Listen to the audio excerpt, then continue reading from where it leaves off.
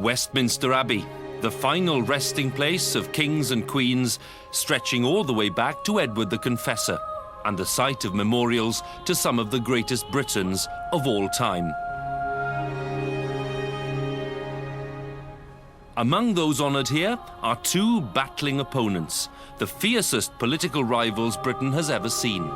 There's the man who virtually invented the Liberal Party, William Gladstone, and close by, the founder of modern conservatism, Benjamin Disraeli.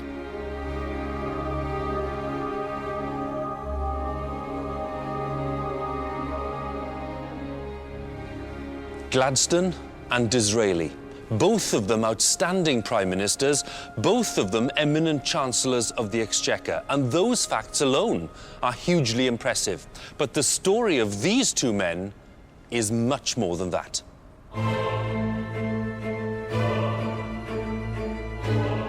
Gladstone and Disraeli dominated political life in the Victorian age and became inseparable in the public mind. Over a period of 40 years, they turned Britain upside down. They improved the lives of millions of people and permanently changed the way in which the country was ruled. Disraeli and Gladstone are the two great figures of the 19th century. They are great because they changed the weather. Politics changed because of both of them. These two men invented modern politics by going head-to-head out on the stump, making a pitch for votes. And if we think that politics is presidential now, the root of presidential politics goes back to Gladstone and Disraeli. But this isn't simply a story about two great men. It's a story about two great men who loathed each other with a passion. They really, really detested each other. They totally disapproved of each other's way of thinking about politics, and they were intense rivals in every way. They hated each other. It was a rare relationship. Gladstone thought Disraeli was a charlatan, and Disraeli thought Gladstone was mad. The story of Gladstone and Disraeli's lifelong clash is a fascinating one, and to explore it in depth, we've been on a journey. We've been to some unexpected places, and we've discovered some unexpected facts. It's been quite an experience, at times exhilarating, at times poignant, but always compelling. Stand by for the story of the biggest feud in the history of British politics.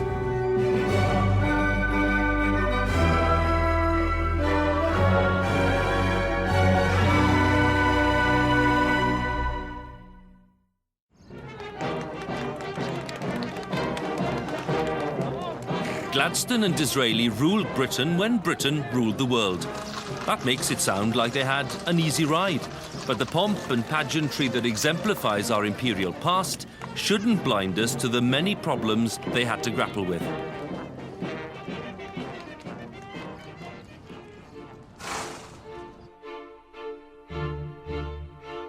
The British Empire may have been huge, but it was also highly fragile.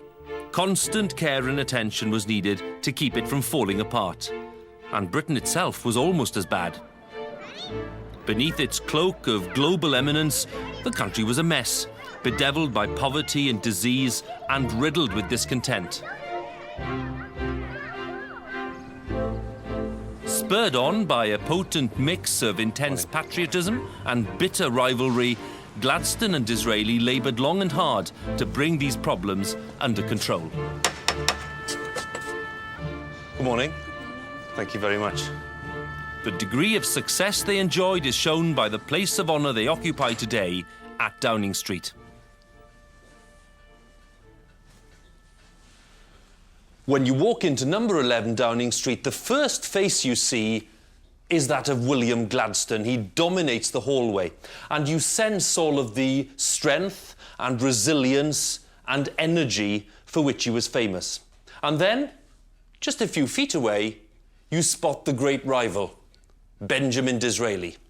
And what a contrast. He seems pale and fragile, almost delicate.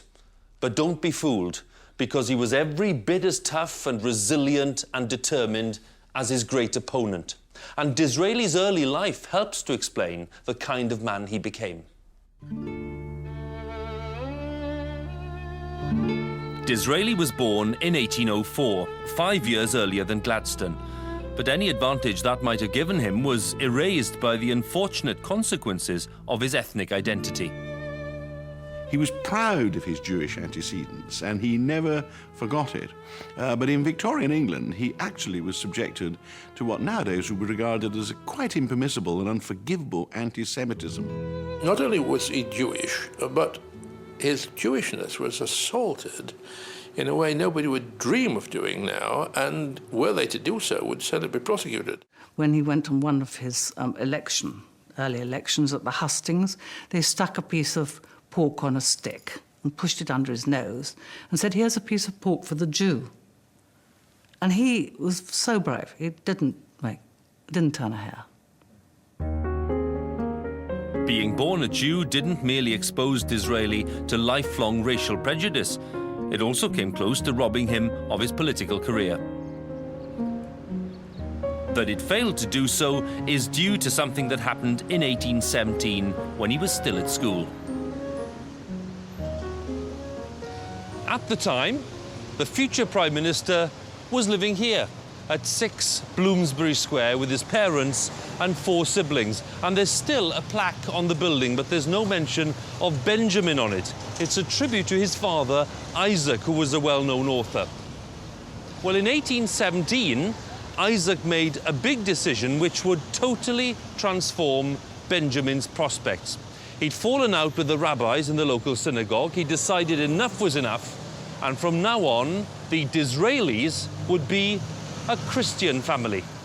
Now, Isaac Disraeli could not have foreseen the full impact of the decision. Benjamin was still a schoolboy. But today, it's easy to see how significant that change was.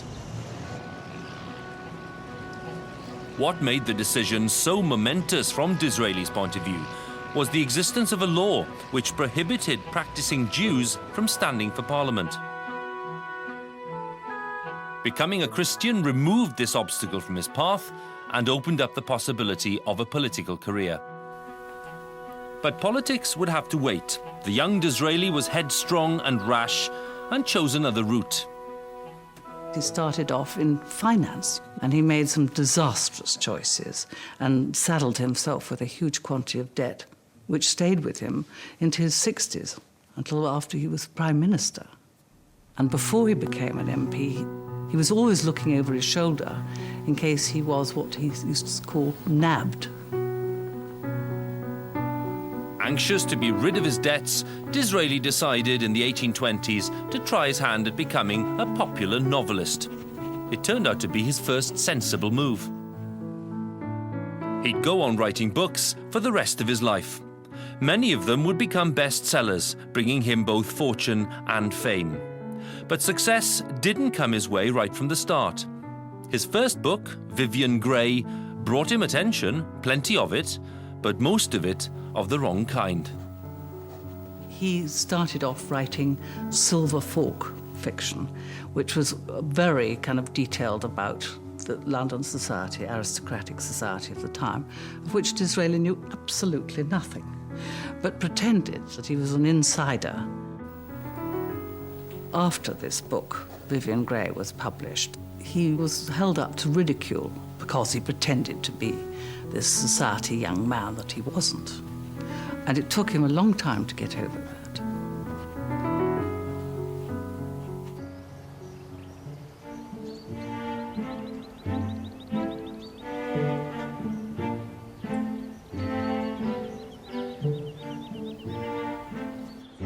While Disraeli was struggling to live down the failure of his first novel, Gladstone was making a name for himself at Oxford University.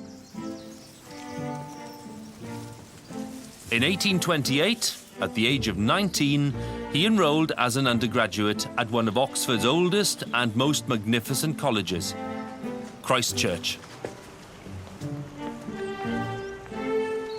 Most of Christ Church's students at the time were upper class, and although he wasn't the son of a duke or an earl, unlike many of his contemporaries, This description sat pretty easily on Gladstone's shoulders too.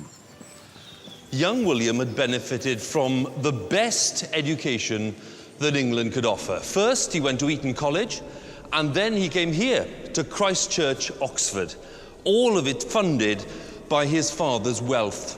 Gladstone had been born in Liverpool in 1809. His father was a very wealthy businessman who'd made some of his money from the slave trade.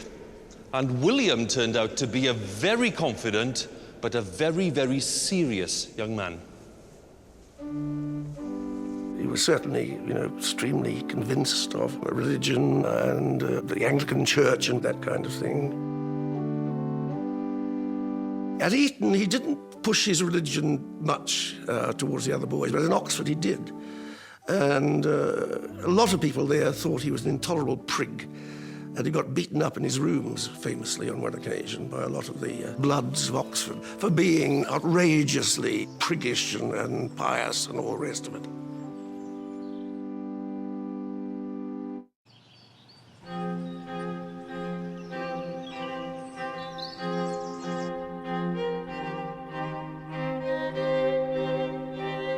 Unpopular as he certainly was, in some quarters at least, Gladstone made quite a splash while he was at Oxford.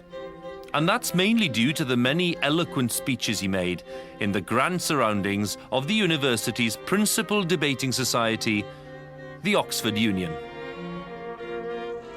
Of all the speeches delivered by Gladstone during his time here in Oxford, one stands out. On May the 16th, 1831, he mesmerised an audience at the Oxford Union with a speech on voting reform. There were plans to give working-class people the right to vote. And the shocking thing for us today is that Gladstone was against those plans. The man who in later life would be a radical, reforming liberal was at that stage of his career a pretty hardline, right-wing Tory. But by all accounts, it was a very convincing performance, because by the time he'd sat down, all of those people who'd come in favour of reform had changed their minds. Gladstone had chalked up a notable triumph, and one that would have important consequences for his future career. One of his friends at Oxford was Lord Lincoln, who happened to be the heir to the Duke of Newcastle. And he was so impressed by a speech Gladstone made against the Reform Bill in 1831 that he told his father, here's a person you should invest in. And while Gladstone was on his grand tour of 1832, he received a letter from Lincoln saying, my father has offered to give you his support and influence in the borough of Newark in the forthcoming general election of 1832. Well, of course, Gladstone's father said, you go for it. And that's how Gladstone got into Parliament. Basically for a rotten borough, largely because of the influence of the local duke. Catapulted into Parliament at the tender age of 22, young Gladstone proceeded to enjoy a truly phenomenal rise. Almost unbelievably from a modern point of view, his maiden speech was an impassioned defence of the long-discredited slave trade. Odd as that seems to us, the speech went down a storm, marking him out as a man to watch.